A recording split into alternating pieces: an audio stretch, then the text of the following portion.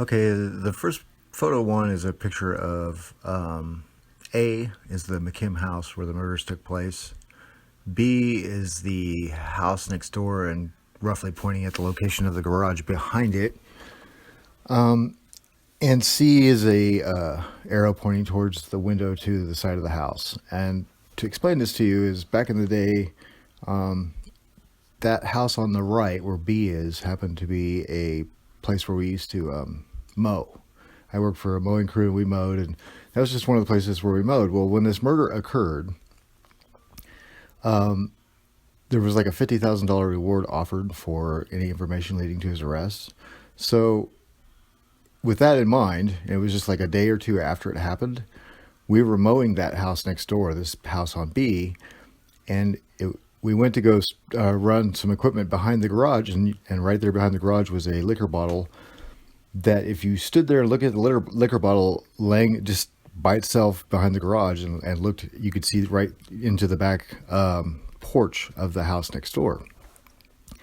And the woman that lived at the house was 90 years old, so we didn't think that she'd be out swigging liquor out behind her garage. And so, and there was a huge reward for any information leading to it. So, being the model citizen I am, I called up the police department and said, "Hey, look, there's this bottle here, this, that, and the other thing." Well, they asked me where the bottle was, and apparently they came and got it, but they showed up the next day, just swooped in on me while I was mowing, and came up and asked me to come with them.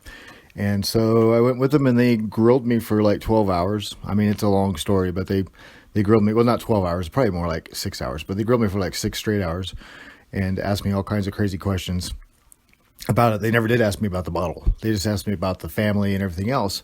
And at the time, the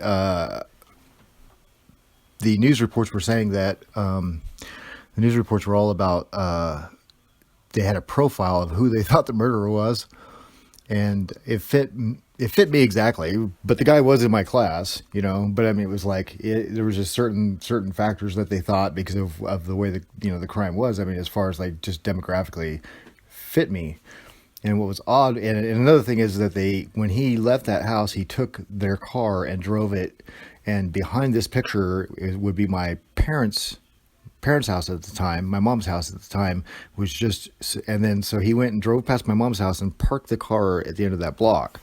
So they also knew that when they questioned me, and they searched my house and some other things. However, in hindsight, they would certainly have had all kinds of forensic evidence at the time, but being 89 or 90 or whenever it happened, I'm not exactly sure in what year, 89, that when it happened, that forensic science wasn't quite, it was good, but it wasn't quite where it was. So they also had to have some of that shoe leather, whatever, kind of a gumshoe investigation or whatever you want to call it.